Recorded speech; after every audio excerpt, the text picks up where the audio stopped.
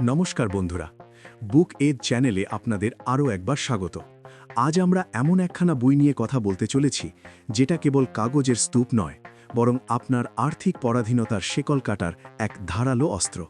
আপনিও কি প্রতিদিন সকালে অ্যালার্মের কর্কশ শব্দে ঘুম থেকে ওঠেন, ক্লান্ত শরীরে অফিসে যান আর শুধু এই আশায় পুরো সপ্তাহটা কাটিয়ে দেন যে কবে শনিবার আসবে?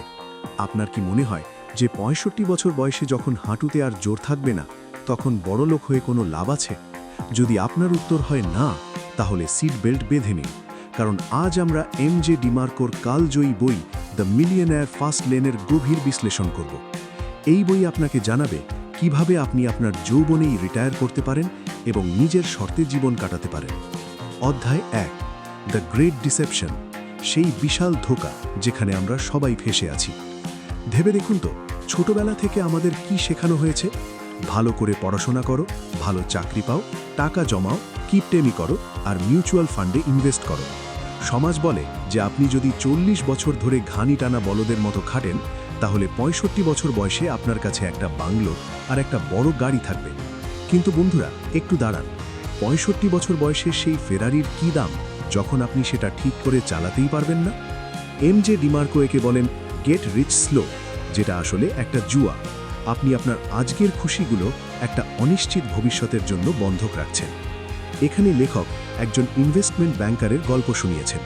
সেই ছেলেটি ২৩ বছর বয়সেই প্রচুর আয় করছিল, কিন্তু যখন সে রাস্তায় কোনো যুবককে ল্যাম্বরগিনি চালাতে দেখত, তখন তার মন খারাপ হয়ে যেত। তার মনে হতো হয়তো সেই ছেলেটি কোনো ড্রাগ ডিলার বা পৈতৃক সূত্রে টাকা পেয়েছে।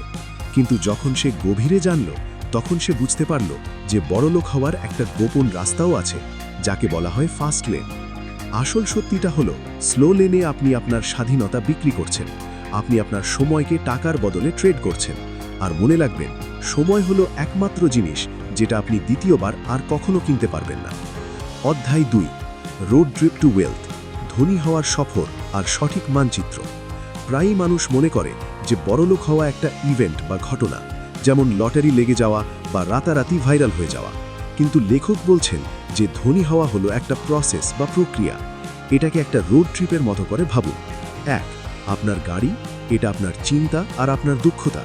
২, আপনার রুট, এটা সেই রাস্তা যেটা আপনি বেছে নিচ্ছেন, চাকরি, ব্যবসা নাকি ইনভেস্টমেন্ট। ৩, আপনার স্পিড, আপনার পরিশ্রম আর আপনার সিদ্ধান্তের গতি। লেখক নিজের একটা অভিজ্ঞতা শেয়ার করেছেন। যখন তিনি শিকাগো থেকে ফ্লোরিডা যাচ্ছিলেন, তার গাড়ি মাঝপথে খারাপ হয়ে গিয়েছিল, কারণ তিনি আগে থেকে কোনো প্রস্তুতি নেননি। আমরাও প্রায়ই আমাদের জীবনে কোনো শক্তপোক্ত রোডম্যাপ ছাড়াই বেরিয়ে পড়ি আর মাঝপথেই হার মেনে নিই। মনে রাখবেন, যখন আপনি কোনো অ্যাথলিটকে কোটি টাকার চুক্তি সই করতে দেখেন, সেটা কেবল একটা ইভেন্ট। তার পেছনের ১০ বছরের হাড়ভাঙ্গা খাটুনি, ঘাম আর হার, ওটাই হলো প্রসেস, যা কেউ দেখে না। আপনি যদি সেই প্রসেসকে ভালোবাসতে না পারেন, তাহলে ফাস্ট লেনে আপনি টিকতে পারবেন না। অধ্যায় ৩, সাইডওয়াক রোডম্যাপ, গরিব হবার সোজা রাস্তা। আপনারা কি এমন মানুষ দেখেছেন যাদের হাতে ১.৫ লাখ টাকার আইফোন, কিন্তু ব্যাংক অ্যাকাউন্টে ১,০০০ টাকাও নেই? এদের ডিমার্কো বলেন সাইড ওয়াকার্স। এরা হলো সেই সব মানুষ যারা পেচেক টু পেচেক বাঁচে। এদের কোনো আর্থিক পরিকল্পনা নেই। এদের কাছে লেটেস্ট গ্যাজেট থাকবে, ব্র্যান্ডেড জামাকাপড় থাকবে, কিন্তু একটা ছোটোখাটো মেডিকেল এমার্জেন্সি বা চাকরি চলে যাওয়ার ভয় এদের রাতারাতি রাস্তায় বসিয়ে দিতে পারে। সাইড ওয়াকার্স ২ ধরনের হয়। ১, ইনকাম পুয়ার, যারা কম আয় করে আর সব খরচ করে ফেলে। ২, ইনকাম রিচ, এরা হলো সেই খেলোয়াড় বা সেলিব্রিটি যারা কোটি কোটি টাকা আয় করে, কিন্তু বাজে খরচের কারণে দেউলিয়া হয়ে যায়। এদের সবচেয়ে বড় ভুল হলো এরা খুশিকে জিনিসের মধ্যে খোঁজে। এরা নকল বড়লোকিয়ানা দেখায়, অথচ ভেতর থেকে এরা ঋণের জালে ডুবে থাকে। আপনিও কি মাইনে পেলেই সেটা ইএমআই ভরতে শেষ করে দেন? যদি হ্যাঁ হয়, তবে সাবধান হন, আপনিও সাইড ওয়াকে আছেন। অধ্যায় ৪, আপনার সম্পদ কি বিষাক্ত? The wealth Trinity. এখানে লেখক একটা দারুণ কনসেপ্ট দিয়েছেন, ওয়েলথ ট্রিনিটি। আসল সম্পদ ৩টি জিনিস নিয়ে তৈরি হয়। ১, পরিবার, আপনার আপনজনদের সাথে আপনার সম্পর্ক। ২, স্বাস্থ্য, একটা সুস্থ শরীর, যা ছাড়া কোটি কোটি টাকাও মূল্যহীন। ৩, স্বাধীনতা, নিজের ইচ্ছে মতো নিজের সময় কাটানোর ক্ষমতা। লেখক হেনরি সুকার্নো নামে একজনের গল্প শুনিয়েছেন। তার কাছে আলিশান বাংলো ছিল, ঘোড়ার আস্তবল ছিল আর ৫খানা গাড়ি ছিল। বাইরে থেকে সে খুব সফল ছিল, কিন্তু আসলে সে ছিল তার চাকরির গোলাম। সে এত কাজ করত যে নিজের বাচ্চাদের দেখার সময়টুকুও তার ছিল না। তার বাড়িটা তার কাছে একটা সোনার খাঁচা হয়ে গিয়েছিল। আসল সম্পদ সেটা নয় যা আপনাকে দিনাদার বানাবে, বরং সেটা যা আপনাকে সময়ের মালিক বানাবে। অধ্যায় 5, টাকার অপব্যবহার আর তার সাজা। টাকা আগুনের মতো।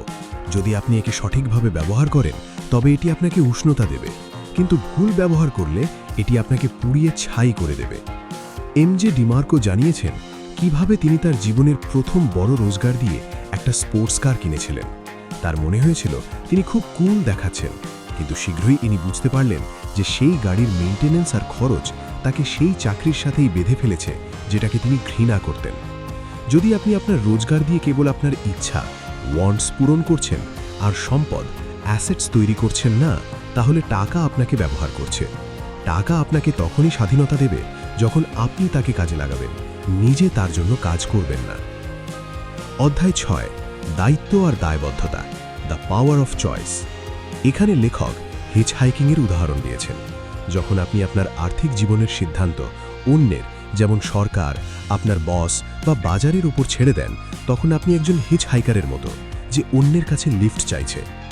বড়লোক হওয়ার জন্য আপনাকে ড্রাইভারের সিটে বসতে হবে, আপনাকে আপনার প্রতিটি ভুলের দায়িত্ব নিতে হবে। মানুষ প্রায়ই তাদের ব্যর্থতার জন্য ভাগ্য বা অন্যকে দোষ দেয়, কিন্তু ফাস্ট লেনের নিয়ম হল your choices created your life.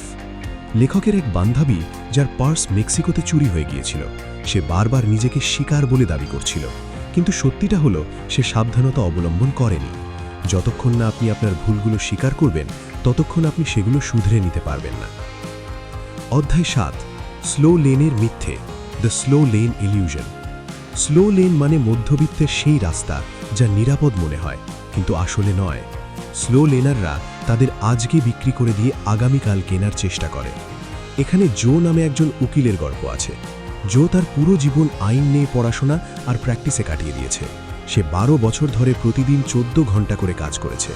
সে ভেবেছিল 55 বছর বয়সে সে রিটায়ার করবে আর পুরো পৃথিবী ঘুরে দেখবে, কিন্তু 51 বছর বয়সে তার এক মারাত্মক হার্ট অ্যাটাক হয় এবং সে কোনোদিনও নিজের স্বপ্ন পূরণ করতে পারেনি।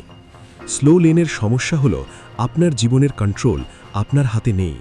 যদি বাজার পড়ে যায় বা আপনার কোম্পানি বন্ধ হয়ে যায়, তবে আপনার 30 বছরের পরিশ্রম মাটিতে মিশে যেতে পারে। আপনি কি সত্যি আপনার জীবনের রিমোট কন্ট্রোল অন্যের হাতে দিতে চান? অধ্যায় 8, ফাস্ট লেন, ধনী হওয়ার শর্টকাট। এবার আসছে আসল সমাধান, the fast lane. Fast lane মানে ভুল উপায়ে টাকা রোজগার করা নয়, বরং এমন একটা সিস্টেম বানানো যা আপনার অনুপস্থিতিতেও কাজ করবে।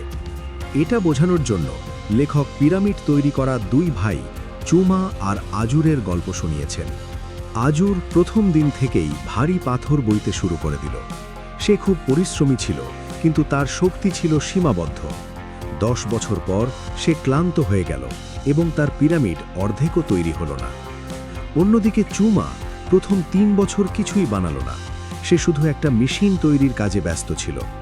মানুষ তাকে নিয়ে হাসি ঠাট্টা করত, কিন্তু যখন মেশিন তৈরি হলো, সে পরের 2 বছরে আজুরের চেয়ে 10 গুণ দ্রুত গতিতে পিরামিড খাড়া করে দিল।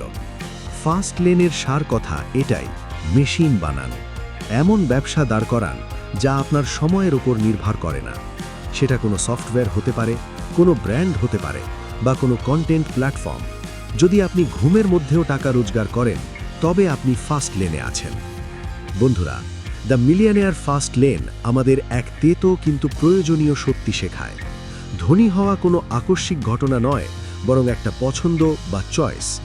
যদি আপনি আজ সেটাই করছেন যা সবাই করছে, তাহলে আপনি সেটাই পাবেন যা সবাই পাচ্ছে, অর্থাৎ একটা সাধারণ আর সংঘর্ষে ভরা জীবন। আপনার চিন্তা বদলান, নিজের গাড়ি অর্থাৎ নিজের উপর ইনভেস্ট করুন, সঠিক রুট বেছে নিন যা আপনাকে স্কেল করার স্বাধীনতা দেবে। আর সবচেয়ে জরুরি হলো নিজের স্পিড বাড়ানো। কাল কখনো আসে না, যা আছে তা হলো আজ। তাহলে আপনি কি স্লো লেন ছেড়ে ফাস্ট লেনের গতি ধরতে তৈরি?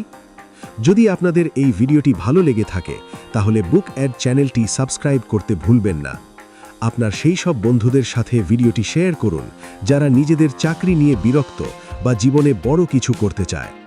মনে রাখবেন, don't just exist, live, and don't just work, build.